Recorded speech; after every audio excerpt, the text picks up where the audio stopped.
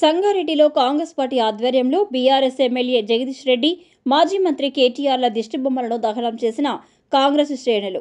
సంగారెడ్డి జిల్లా కేంద్రంలో టీపీసీసీ కార్యదర్శి తూపాజీ అనంతకిషన్ ఆధ్వర్యంలో స్థానిక ఐబీ నుండి కొత్త బస్టాండ్ వరకు ర్యాలీ నిర్వహించి అసెంబ్లీలో దళిత స్పీకర్ గడ్డం ప్రసాద్ కుమార్పై అనుచిత వ్యాఖ్యలు చేసిన ఎమ్మెల్యే జగదీష్ రెడ్డి, మాజీ మంత్రి కేటీఆర్ల దిష్టిబొమ్మను దహనం చేసిన కాంగ్రెస్ నాయకులు, కార్యకర్తలు.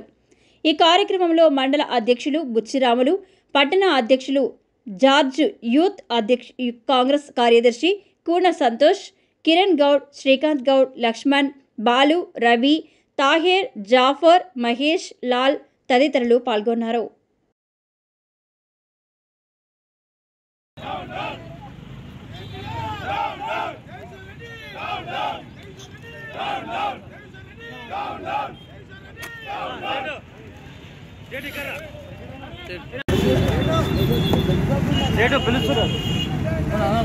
సస్పెండ్ చేయడము మాటికి ఆయన సస్పెండ్ చేయవలసిందే. ఎందుకంటే సభాపతి అంటే ఆ అసెంబ్లీకి అందరికంటే పెద్దవాడిని పట్టుకొని నువ్వెంతో నేనెత్తా అనే విధంగా ఏదైతే అహంకారం, కులహంకారంతో మాట్లాడిండో జగదీశ్వర్ రెడ్డి తెలంగాణ రాష్ట్ర ప్రజలకు బేషరతుగా క్షమాపణ చెప్పాలి. దళితులను మోసం చేయడం ఇప్పుడు కాదు, ముందు నుంచి వాళ్ళు దళితులకు ముఖ్యమంత్రిని చేస్తా అని మోసం చేసిర్రు, 3 ఎకరాల భూమి ఇస్తా అని మోసం చేసిర్రు. ఒక దళిత నాయకుడు మన శాసనసభ పక్ష అసెంబ్లీ స్పీకర్గా ఉంటే చూసి ఓర్వలేక జగదీశ్వర్ రెడ్డి ఈరోజు ఆయనను కించపరుస్తూ మాట్లాడిండ్రు. ఆయనను సమర్థిస్తున్న కేటీఆర్ను కూడా రాష్ట్ర ప్రజలు క్షమించరు, దళితులు క్షమించరు. మేమందరం కూడా ఒకటే విషయాన్ని చెప్తున్నాము, మీరు ఏదైతే ధోరణి అవలంబిస్తున్నారో రాష్ట్రంలో దళితులందరూ గమనిస్తున్నారు. మీకు బుద్ధి చెప్తారు, ఖబర్దార్.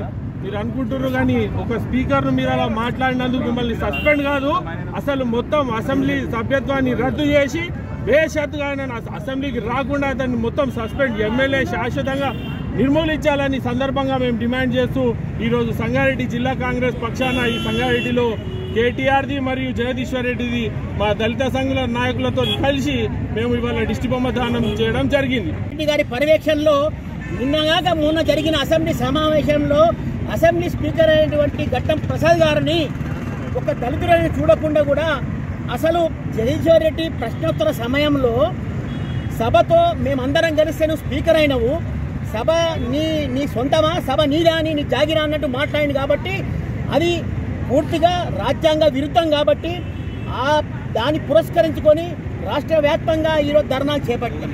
మేము ఈరోజు ఏం చెప్తున్నాం, తెలంగాణ రాష్ట్ర ప్రభుత్వం ఏం చెప్తున్నాం అంటే ఎప్పటికీ వచ్చే కాంగ్రెస్ ప్రభుత్వంలో పోస్ట్ పేడ్గా అందరి డబ్బులు ఇచ్చుకుంటూ ప్రభుత్వం విమర్శ చేయడం తప్ప ఇంకా మిగిలిన ఏం లేదని చెప్పి నేను ఇలా సభాముఖంగా కోరుతున్నా. ఇంకో విషయం ఏంటంటే నిన్న మా సీఎం గారు చెప్పారు, అసలు అప్పు చేసింది మీరు, మీకు వడ్డీలు కట్టలేక ప్రభుత్వాన్ని మీరు బదలాం చేస్తున్నారు.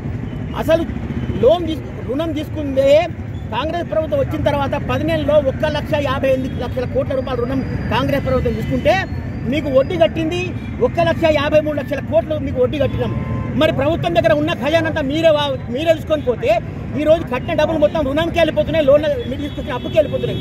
అట్లనే 56,000 ఉద్యోగాలు ఇచ్చి ఈరోజు నిరుద్యోగులందరినీ ఉద్యోగస్తులు చేసిన ప్రభుత్వం ఘనత ఇలా కాంగ్రెస్ ప్రభుత్వం.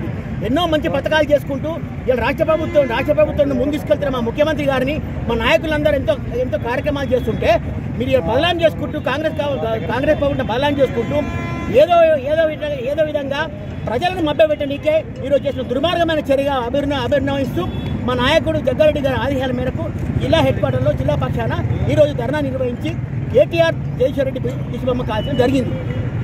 సస్పెండ్ అనేది పూర్తిగా రాజ్యాంగ పరంగా అన్ని విధి విధానాలు చేసుకుంటూ సస్పెండ్ చేయడం జరిగింది. ఇది పూర్తిగా ఇది సత్యంగా భావించుకుంటూ ఆ నిజంగానే సస్పెండ్ చేశారు. దళితులను ఒక్క స్పీకర్నే కాదు, యావత్ తెలంగాణలో ఉన్న దళితులందరినీ కూడా కించపరిచినట్టు మాట్లాడింది. కాబట్టి ఈరోజు దానికి విరుద్ధంగా ఈరోజు మాట్లాడుతున్నాం. జై కాంగ్రెస్.